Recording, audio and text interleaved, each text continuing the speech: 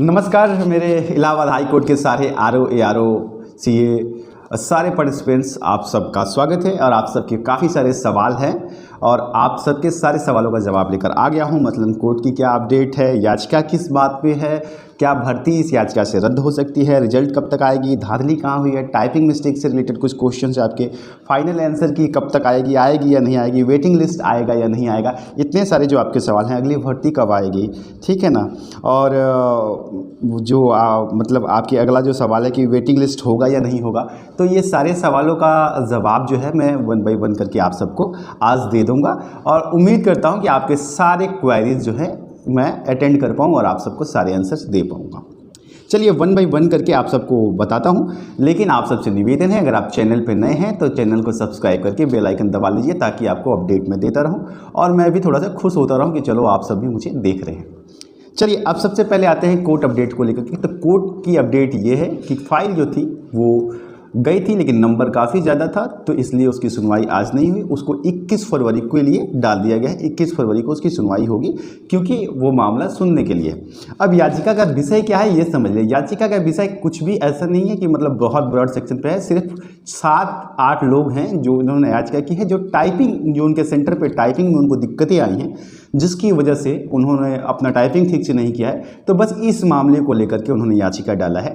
इससे ये समझ लिए कि अगर ये याचिका की सुनवाई होती भी है तो इसका एग्ज़ाम के मतलब रद्द होने या ना रद्द होने पर कोई भी प्रभाव नहीं पड़ेगा, क्योंकि अगर वो जीतते भी हैं तो सिर्फ उन 7-8 लोगों को दोबारा टाइपिंग का मौका दिया जाएगा, अगर वो इस बात को साबित कर पाते हैं कि हाँ हमको टाइपिंग में फेयर अपॉर्चुनिटी नहीं मिली है। तो वो सिर्फ अपने लिए गए हैं, ना कि ब्रॉड सबके लिए गए हैं। यूपीएसआई की जैसे वो सबके लिए केस नहीं करके रखे हैं। उनका डिमांड बस इतना है कि उन्हें रीटाइपिंग का मौका दिया जाए। तो इसमें आपकी भर्ती कहीं भी नहीं जा रही है, तो इसके लिए आप आश्वस्त रहें, आपके रिजल्ट्स आएंगे। अगला जो आपका सवाल है वो ये था, तो मैंने आपको 2 सवाल की इंटरटेन कर दिया, केस अपडेट बता दिया, और दूसरा मैंने आपको बता दिया कि भर्ती रद्द नहीं हो रही है। फाइनल आंसर की आएगी या नहीं आएगी, तो आपने अगर नोटिफिकेशन पढ़ा होगा उसमें लिखा है कि हाँ फाइनल आंसर की आएगी, तो फाइनल आंसर की आपको मिलेगी। लेकिन उससे जुड़ा एक और सवाल है आप सबका, क्या अगर फाइनल आंसर की आ जाती है उसके बाद हम ऑब्जेक्शन राइज कर सकते हैं? नहीं कर सकते हैं। अगर आप करेंगे भी तो उसका कोई महत्व तो नहीं होगा। एक बार फाइनल आंसर की आ जाएगी, उसी बेस पर आपके रिजल्ट्स जो हैं डिक्लेयर कर दिए जाएंगे।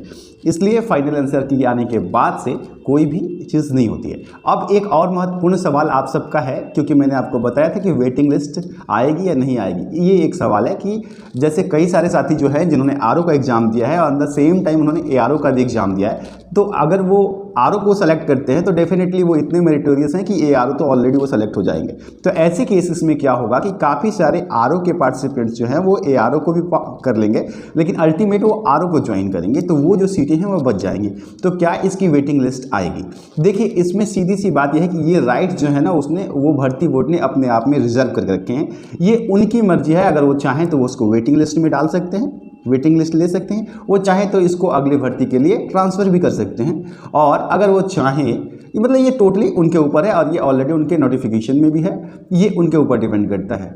अब एक और सवाल है कि अगली भर्ती एआरओ आरओ की कब आएगी? हाँ टाइपिंग को भी इंटरटेन कर लेता हूँ। टाइपिंग का क्वेश्चन ये है आपका कि जैसे आपने पॉइंट 1 कुछ भी गलती की है तो क्या उसके नंबर डिडक्ट करेंगे, पूरा वर्ड्स कटेगा या फिर सिर्फ एक पूरा मतलब सेंटेंस कटेगा, वर्ड कटेगा, या सिर्फ एक लेटर कटेगा, उसके नंबर कटेंगे?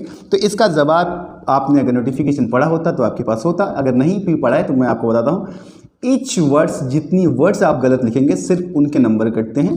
0.1% 1 नंबर आपका हर गलती के लिए कटता है, हर डॉट कॉमा वर्ड के लिए कटता है, ठीक है। वर्ड नहीं, लेटर के लिए, सॉरी वर्ड नहीं, नॉट वर्ड।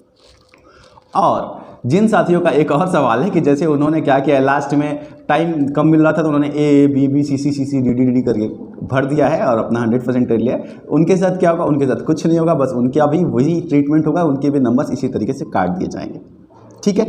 अब ये हो गई आपकी अगली सवाल। अब आपका अगला चीज़ ये है कि मतलब अगली भर्ती कब आएगी? अगली भर्ती जनरली अगस्त में आती है, जुलाई अगस्त में, लेकिन इस बार शायद बेंच भी बढ़ने वाली है। नॉट ऑफिशियल, बट बात चल रही है कि बेंच बढ़े। अगर बेंच बढ़ती है तो इस भर्ती को हो सकता है थोड़ा रोक दिया जाए, क्योंकि हर बेंच के साथ आरओ एआरओ ये पूरा स्टाफ की ज़रूरत होती है, हर जज के साथ होती है। तो अगर बेंच एक्सटेंड होता है, बढ़ता है अगर किसी तरीके से, तो फिर ये भर्ती और बढ़ेगी। जजेस की नियुक्ति मतलब ज़्यादा होती है तो ये भर्ती और बढ़ेगी। तो अगर ऐसा होता है तो ये जो है थोड़ा सा डिले हो सकता है अगली नोटिफिकेशन आने में, नहीं तो आपको जुलाई अगस्त में इसकी नोटिफिकेशन लगभग आ जाती है। चलिए, ये आपके सारे सवाल थे। अगर आपका कोई सवाल और छूट रहा हो तो आप मुझे कमेंट सेक्शन में पूछ सकते हैं। हाँ, धांधली हुई है कितनी, देखिए आप मानते हैं, आप कहते हैं कि गड़बड़ी हुई है, हर सेंटर पे गड़बड़ी हुई है, लेकिन इस बात को प्रूफ करने के लिए आप में से कोई नहीं गया है।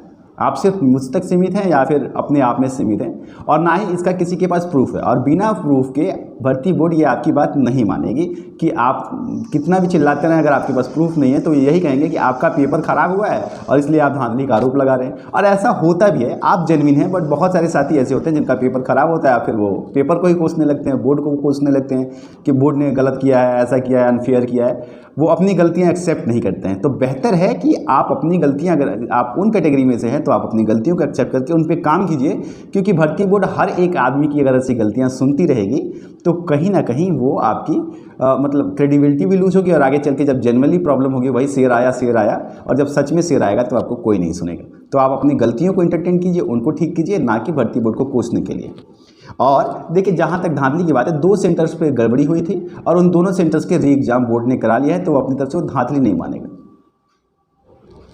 तो ये हो गए आपके सारे जवाब।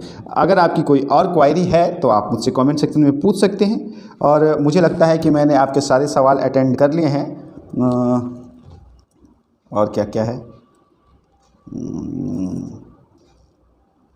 चलिए, तो मुझे लगता है आप सबके साथ। हाँ, एक चीज़ मैं आप सबको कहूँगा as a family member, COVID चल रहा है, अब फिर आप बोलेंगे कि सर आप आगे लेक्चर दे रहे हैं।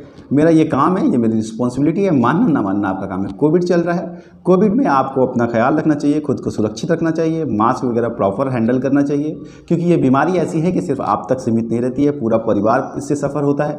अगर आप गाँव में हैं तो आपको और ज़्यादा दिक्कत हो सकती है, क्योंकि गाँव के लोग तो आपको पूरी तरह से बाहर ही कर देंगे इस मामले से, है ना।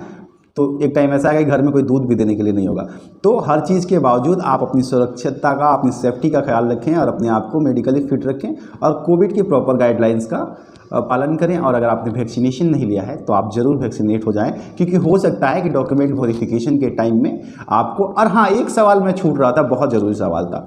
आप सब में से बहुत सारे साथी जो हैं वो डोमिसाइल सर्टिफिकेट को लेकर के बार बार पूछ रहे थे कि सर हमारे यहाँ यूपी में जो है सामान्य निवास प्रमाण पत्र ही बन रहा है, डोमिसाइल बहुत सारे तहसील से नहीं बन रहे हैं। देखिए, मैं आपको बताता हूँ कि अगर आपने इंटरमीडिएट और 10th उत्तर प्रदेश से किया है तो आपको सामान्य निवास प्रमाण पत्र से ही अगर आपका काम चल जाएगा। डोमिसाइल सिर्फ उन बच्चों के लिए मांगा जाता है जो आउटसाइड ऑफ उत्तर प्रदेश होते हैं, और जिन्होंने अपनी पढ़ाई जो है वो वो हैं उत्तर प्रदेश के, बट उन्होंने अपनी सारी पढ़ाई किसी दूसरे स्टेट से की है, तो उनको बनवाया, उनके लिए डोमिसाइल बनता है, और वो जो होता है फिजिकली बनाया जाता है। अगर आप कहेंगे तो मैं उसको इंस्टाग्राम पर उसकी एक प्रारूप आप सबको मुहैया करा दूंगा कि मूल निवास प्रमाण पत्र क्या होता है और वो कैसा बनता है।